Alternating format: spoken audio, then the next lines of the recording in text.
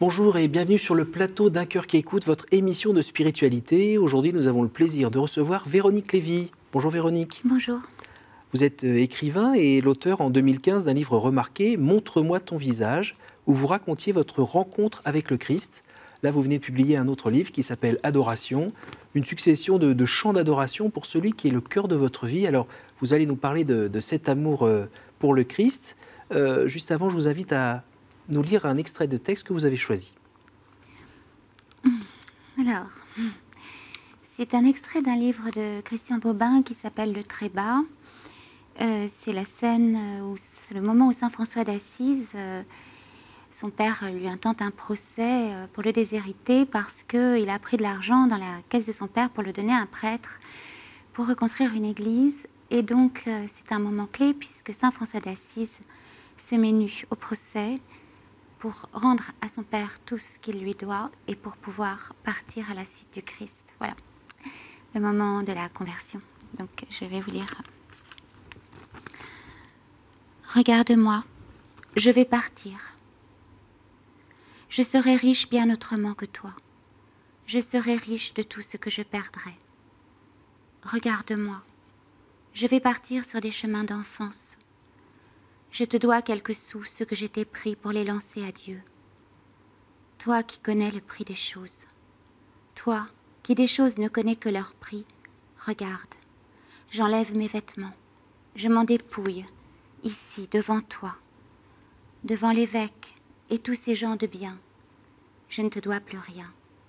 Je peux donc m'en aller, nue comme une pierre, nue comme un brin d'herbe, nue comme la première étoile dans le ciel noir. Ô mon père commerçant, ô mon père qui voudrait m'empêcher de grandir, sais-tu ce qu'il faut de violence pour jouir de vraie douceur? Sais-tu que ton fils est fou, de douceur folle? Ce n'est pas une chimère que j'épouse, ce n'est pas la pureté que je veux. La pureté laisse l'impur en dehors d'elle, et je ne veux plus d'en dehors. Je ne veux plus rien que la vie nue et fraternelle. Hier, je rêvais de princesse et de chevalier. Aujourd'hui, j'ai trouvé plus grand que mon rêve. L'amour a réveillé ma vie dormante. J'ai trouvé la vie, et c'est vers elle que je pars. C'est pour elle que je combattrai, et c'est son nom que je servirai. Je pars. Que peux-tu contre cela? Je te laisse jusqu'au dernier de mes vêtements. On tient les gens par ce qu'on leur donne. Je t'ai rendu tout ce que tu m'as donné, sauf la vie. Mais la vie me vient de plus que toi. Mais la vie me vient de la vie, et c'est vers elle que je vais, vers mon amie aux yeux de neige, ma petite source, ma seule épouse, la vie, rien que la vie, toute la vie. Pourquoi avez-vous choisi cet extrait? Parce que c'est je pense que cet extrait montre toute la radicalité du choix de suivre le Christ et des évangiles. C'est-à-dire que beaucoup de gens athées ont l'image d'une église un peu, d'une vieille dame bien digne, alors que l'église, déjà, il y a dans l'église la communion des saints, donc cette sève qui nous unit tous au corps du Christ. Voilà, je suis la vigne, vous êtes les sarments, et que dans cette église, comme disait Jeanne d'Arc, vous parlez de l'église de la terre ou de l'église du ciel, et il y a des saints dans l'église de la terre et dans l'église du ciel, et je pense que ce sont ces saints qui ont, pour une grande part bien sûr, construit le corps du Christ. Il y a des saints inconnus dont personne ne parle, des saints anonymes, mais il y a ces saints qui sont des grandes figures de la chrétienté, comme Saint François d'Assise, et qui n'étaient pas très raisonnables. Et qu'est-ce qui vous touche le plus dans justement ce côté, se dévêtir de tout, de se retrouver nu comme un verre? Alors dans mon premier livre, j'en ai effectivement, et même dans le second, Adoration, beaucoup parlé de cette nudité. Et j'ai essayé moi-même, j'ai essayé comment parler de Dieu, comment dire Dieu. Comme disait Angèle de Foligno, parler de Dieu est un blasphème. Elle écrivait elle-même ses visions. Et c'est très difficile d'essayer de dire cet amour ou de dire ces dialogues qui sont dans le secret du cœur, de l'âme, le secret du roi en gros. Mais il me semblait dans cette époque troublée et désespérée qu'il était urgent de témoigner de cet amour qui fait qu'on a part à l'éternité et qu'on échappe. Ce sont vraiment le secret des béatitudes, c'est que même dans les tribulations, même dans les souffrances, dans les épreuves, il y a quelque chose d'inaccessible à la souffrance, d'incorruptible, qui est cette part unie à Dieu. Pour cette raison, j'ai voulu écrire sous le conseil d'un père spirituel. Et du coup, ces mots, j'ai voulu qu'ils soient nus, justement. Nus, débarrassés de tout système, de pensée, de toute illusion, comme mon âme et mon cœur. J'ai essayé, d'ailleurs essayer est un grand mot. Comme dit Maître Eckhart, désirer, c'est déjà une volonté, et être pauvre, c'est se débarrasser de tout, même de sa propre volonté. Même si Saint Augustin disait le désir est prière et que ta prière soit désir. Cette nudité, voilà, c'est essayer de trouver cet abandon à celui qui est le cœur de ma vie et sans qui je serais morte. Et je pense qui regarde vers lui resplendira. Le regarder, ne regarder que lui. Voilà.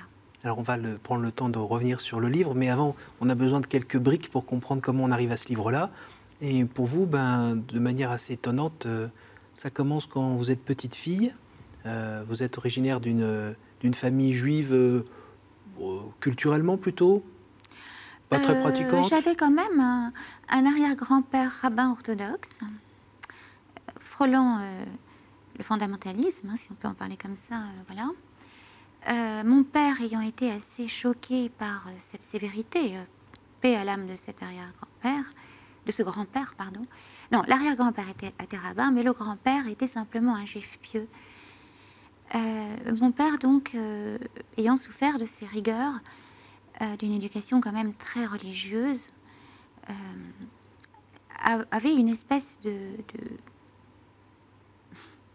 d'exigence, de neutralité, et voilà, était amoureux des valeurs de la République. Voilà, alors vous avez grandi... Et non pas des vertus. Voilà, alors vous avez grandi dans cet environnement, mais c'est passé quelque chose d'un petit peu étonnant, Oui. dont vous vous souvenez, avec une certaine Coralie qui a 3 ans et qu'on voit sur la plage. Racontez-nous.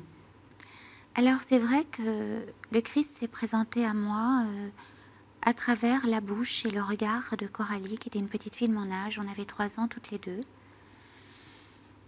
Et Coralie était un peu ce que j'aimerais être. Elle avait une médaille de baptême autour de son cou. Et pour moi, c'était merveilleux parce qu'elle avait une image de Marie. Et souvent, je confondais Marie et Jésus. Et à ce moment-là, c'était sur une plage surpeuplée du sud de la France, près d'Antibes. Les femmes en maillot de bain, en monokini, maillot de bain panthère, enfin vraiment pas un lieu, c'était pas Lourdes, voilà. Et cet enfant, moi j'étais une enfant un peu solitaire et un peu en manque d'affection, on va dire. Ma mère avait un côté un peu Amazone et pas très mère poule, justement. Et un jour, cette petite fille m'attire dans un lieu complètement désert et me dit, en me montrant l'horizon, c'était vraiment un lieu complètement désert, étonnant sur la côte d'Azur, mais il y en avait encore. Et elle me dit, tu vois, les robots vont venir de là-bas. Si tu ne crois pas en Jésus-Christ, les robots t'emporteront. Et là, j'étais terrorisée par les robots, en fait. C'était d'ailleurs une parole assez prophétique, parce qu'aujourd'hui, sans parler du transhumanisme, quand on voit, ne serait-ce que le clonage, parce qu'on parle beaucoup de l'avortement, mais enfin le clonage, c'est extrêmement violent, parce que c'est créer un homme sans Dieu. alors que Saint Jean-Paul II avait parlé du génome, qui est le sanctuaire, où l'âme est insufflée par le Créateur. Voilà, c'est un petit aparté. Donc, et cette petite fille donc me parle de ça, et elle m'offre un crucifix. Sa mère était catéchiste. Elle m'offre un crucifix et je regarde, moi qui joue avec des grosses poupées, je regarde cette croix avec cet homme, puisqu'à l'époque je ne savais pas encore, avec les bras ouverts à l'infini. Et je voyais sa souffrance, mais je voyais surtout un lit avec les bras ouverts comme pour étreindre, comme pour embrasser, comme pour protéger, comme pour emporter dans une douceur infinie. Et donc elle commence à m'apprendre le Notre Père, l'Angélus, et toutes les nuits, en cachette, avant de m'endormir, je les murmure. Comment vous relisez aujourd'hui cette j'ai envie de dire, première annonce, ce qui rythme un peu étonnant avec les robots, mais bon, en même temps, vous aviez 3 ans. Pourquoi vous, à cet endroit-là, à ce moment-là? Je m'en émerveille. C'est une des raisons pour lesquelles j'ai voulu écrire mon premier livre. Parce que j'ai refait... En fait, je m'en suis toujours émerveillée. Il y a un moment de ma vie où j'ai mis ça de côté. Mais c'est vrai que c'était tellement peu probable. Pourquoi mes frères n'ont pas eu d'enfant qui leur a annoncé Jésus, en plus avec ce prénom Véronique, qui veut dire Vera Icona, image véritable, et qui est une référence à linceul de Turin quand même, à la véritable image. Et à ce fameux voile de Manopello dont on commence à parler. C'est vrai que c'est un émerveillement et que ça me rappelle ce psaume « Toi qui dis ta gloire, ta majesté par la bouche des enfants, des tout-petits ». Et puis le Jésus dans les évangiles « Laissez venir à moi les petits-enfants » et qui accueille. Un enfant comme celui-là, c'est moi qui l'accueille. Après, quand on regarde toutes ces années qui suivent, on sent qu'il y a des allers-retours, ça revient, Jésus se fait à nouveau présent à certains moments de votre vie, une vie où là, on sent bien vous recherchez l'amour, tout simplement. J'ai été très infidèle. Donc, petite fille, j'ai fait des promesses au Seigneur. Je partais sur mon matelas pneumatique en pleine mer. Et là, j'étais pas forcément si heureuse que ça dans ma famille, parce que vous savez, les enfants sont souvent s'inventent un monde. Mais quand j'étais dans la nature, et c'est peut-être pas pour rien que j'ai lu un texte de Saint François d'Assise, parce que j'ai un rapport à la nature et aux éléments, et je voyais le bleu marine de la mer et le bleu du ciel, et j'exultais, et je parlais, dans ces moments-là, je parlais au Seigneur. Et il était un peu mon prince charmant, petite fille. Et puis à l'adolescence, j'ai été très infidèle. Et ensuite, je suis obligée de... il y a eu le décès de mon père et de ma mère, je passe, où là, j'ai eu une vie très désordonnée et très chaotique. Vous aviez quel âge à ce moment-là? Alors, l'adolescence, moi, j'avais 12-13 ans, et puis j'avais 25 ans à peu près, 25-30 ans. C'est un bouchon qui a sauté, c'est un monde qui s'est détruit. Oui, enfin, il y a eu mon père, et puis après ma mère. Ma mère, j'avais, oui, à peu près 25-30 ans, quoi, à peu près. Plus rien n'avait de sens à ce moment-là? Plus rien n'avait de sens. Ça a été... Il n'y avait plus de règles, plus de cadres? C'est-à-dire que j'avais toujours cette sensation que d'une lumière, quelque chose, mais j'ai voulu vivre intensément. J'ai eu cette parole qu'on entend beaucoup aujourd'hui. On n'a qu'une vie, je veux en profiter. Je veux vivre intensément.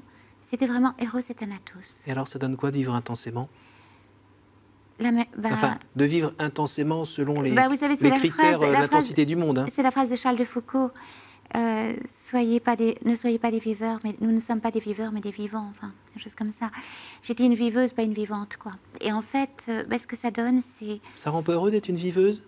De profiter à pleines dents? Devant les hommes, je ne le regrette pas. Devant Dieu, peut-être pas non plus, parce qu'il a fallu que je passe par là pour le rencontrer, pour rencontrer cet homme énigmatique dont je parle dans le premier livre et qui m'a amenée à l'église Saint-Gervais.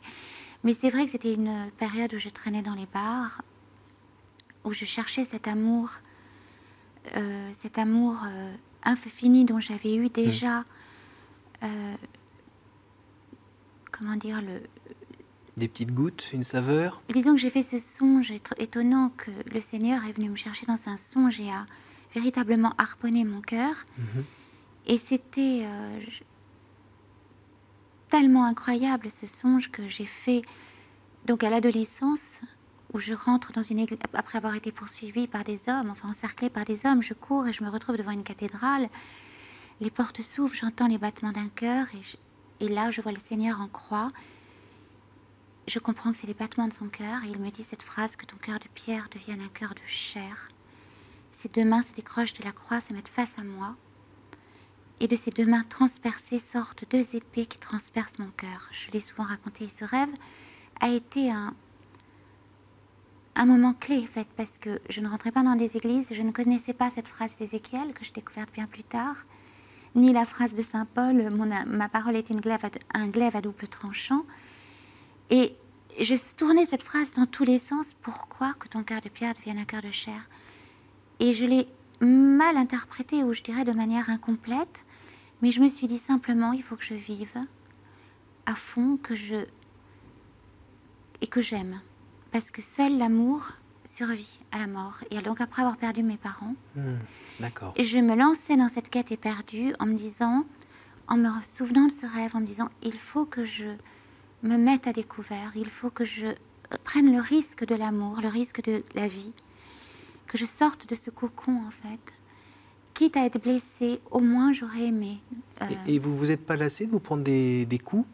Bah, écoutez, Parce que quand on cherche toujours à être enfin, avoir sa soif étanchée, et qu'on goûte un peu d'eau là, par-ci, par-là, c'est jamais la bonne, elle n'est Oui. pas très bonne, et à la fin on est toujours plus seul en fait. En fait, j'étais aimée et je m'amusais beaucoup. C'était un bar de la Bastille et j'aimais bien, je dansais toute la nuit, j'avais plein d'amis, tous des bras cassés, parfois des gens assez des artistes un peu, mais j'étais bien avec eux, j'étais heureuse.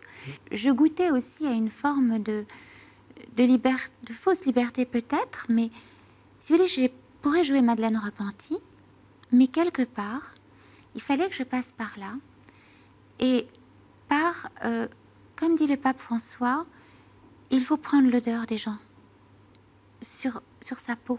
J'avais besoin de prendre d'aimer, voilà, de me tromper peut-être parfois. Puis j'étais aimée aussi, j'étais pas non plus.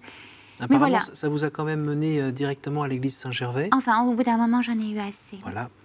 Il y a eu un goût amer, on peut dire, d'une certaine manière quand même. Et un soir, je suis rentrée après une nuit blanche comme ça, où j'étais effectivement fatiguée, où j'ai commencé à me frotter à l'alcool à 90, et à tout à coup sentir, oui, une forte amertume quand même, et de dire, je ne trouve pas cet amour absolu. Vous avez quel âge à ce moment-là? Oh, c'était, je ne sais plus exactement, mais c'était 33, 34 à peu près. Et là, je vais le lendemain dans mon fameux bar. Et là, un homme rentre dans ce bar et me dit, il avait les cheveux longs, un visage un peu comme les tableaux de Giotto, une grosse bouche comme une fleur carnivore. Et il me dit, bonsoir petite orpheline vampire. Alors, tu étais une enfant mort-née sans baptême. Et la veille, j'avais pensé au baptême justement parce que tout à coup, après une nuit blanche, je me disais, mais si je meurs, je veux pas avoir un rabbin au-dessus de mon cercueil, comme mon père ou comme ma mère. Je veux un prêtre qui me fasse passer les ravins de la mort, ces fameux ravins de la mort qui étaient un psaume que le rabbin avait lu sur le cercueil de mon père. Et c'était d'ailleurs premier rendez-vous avec les psaumes. Et quand ce jeune homme me dit ça, voilà. Et cet homme m'emmènera à l'église Saint-Gervais quelques jours plus tard. Je pensais au baptême, quelques jours plus tard, il m'emmènera à l'église Saint-Gervais. Donc c'est là où vous allez pouvoir rencontrer une sœur, et puis vous allez, pour le faire un petit peu vite, vous allez pouvoir avoir 2 ans de catéchuménat. 1 an et demi. 1 an et demi de catéchuménat, être baptisé. Juste une petite question. Comme vous êtes d'ascendance juive, la pression de la famille, du milieu culturel dans lequel vous évoluiez par le biais de votre famille, de vos frères notamment. Ça a été une pression sur vous par rapport à ce choix, de cette conversion? Comme mes parents n'étaient pas pratiquants, mais il y Mhm. avait quand même quelque chose qui passe dans la culture, un non-dit, et il est vrai que j'avais une forme de révolte. J'avais mal lu, je lisais, j'avais pas lu la Bible, mais j'en avais quelques échos, et j'interprétais très très mal la première alliance, parce que cette première alliance, sans la clé du Christ et sans la clé des évangiles, qui est son accomplissement, et je dirais même son couronnement, peut paraître parfois violente, parfois très dure. Et donc le Dieu de la première alliance, entre guillemets, me paraissait parfois, je le disais moi-même, totalitaire. Et par exemple, j'avais une très mauvaise interprétation du Jardin d'Éden. Je me disais, quel est ce Dieu qui veut nous empêcher de goûter à l'arbre de la connaissance? Et au contraire, je découvre, par le chant des psaumes des moines, par la lecture de la Bible à la lumière des évangiles, que le Jardin d'Éden, c'est le lieu de l'éternité. Nous étions dans le cœur de Dieu, dans son éternité, nous étions dans la vraie connaissance, qui était la connaissance du cœur, la connaissance d'amour. Et que ce fameux arbre de la connaissance du bien et du mal, on pourrait plutôt l'appeler l'arbre de la méconnaissance ou de la rupture, puisqu'il nous désunifie, voilà. Et tout ça, il a fallu que je découvre les évangiles, et très très vite, mes yeux se sont ouverts, les yeux de mon âme, on peut dire, de mon cœur, je sais pas. Et j'ai très très vite, en fait, il faut savoir que cet homme qui m'a amené à l'église m'a quitté quelque temps après. Et donc j'étais comme une âme en peine quand j'ai cherché la sœur pour m'inscrire au catéchuménat. Parce que lui m'avait amené une première fois, mais il a fallu que je fasse la démarche.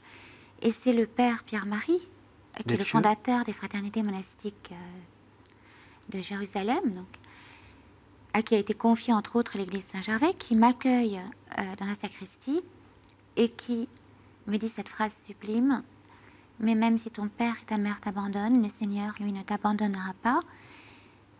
Et puis, comment tu t'appelles, Véronique? Il me dit, alors, Véronique, tu as répondu à l'appel brûlant du Seigneur. Et je suis devenue toute rouge. Ça a été comme une déclaration d'amour. Comme si, à travers la bouche de ce prêtre, de ce saint prêtre, le Christ me disait, je t'aime, tu es venu, enfin. Et je suis devenue toute rouge. Et bizarrement, le chagrin d'amour, qui était plus qu'un chagrin d'amour, comme la chanson de Brel, elle a perdu des hommes, mais là elle perd l'amour. Moi j'avais l'impression d'avoir perdu l'amour.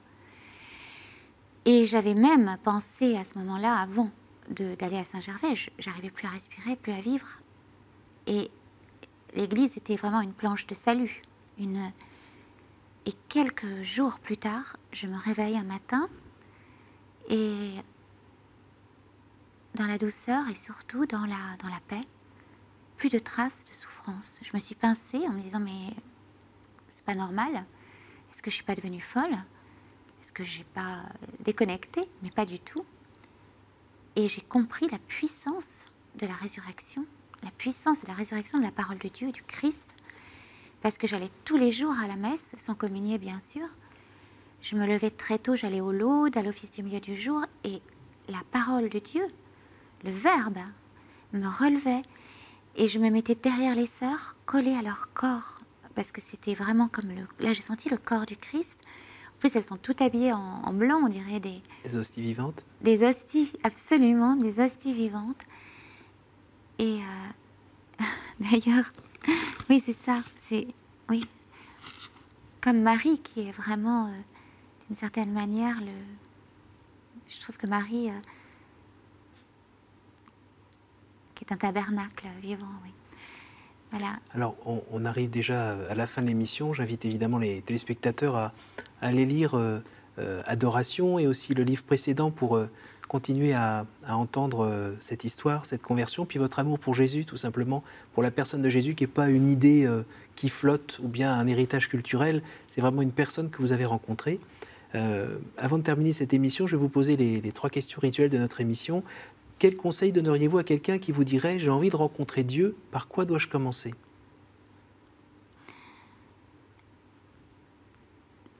N'essaye pas. N'essaye pas, abandonne-toi à son regard et dis-lui que tu l'aimes. Quel est votre héros, votre saint, la personne que vous trouvez admirable? Jeanne d'Arc, Sainte Jeanne d'Arc et Saint François d'Assise. Au jour du jugement, qu'aimeriez-vous que Dieu vous dise, Véronique? Mon amour, plus rien ne nous sépare. Bien, merci beaucoup Véronique d'être venue sur notre plateau nous partager cet amour de Jésus, et j'invite évidemment les téléspectateurs à aller lire votre livre témoignage, Montre-moi ton visage, et le tout dernier, oui. Adoration, paru aux éditions du Cerf. Chers téléspectateurs, merci pour votre confiance, merci de nous suivre. N'hésitez pas à partager ces émissions pour justement nourrir l'espérance de vos amis, de votre entourage. Vous pouvez évidemment retrouver ces émissions sur notre site ktotv.com. À la semaine prochaine.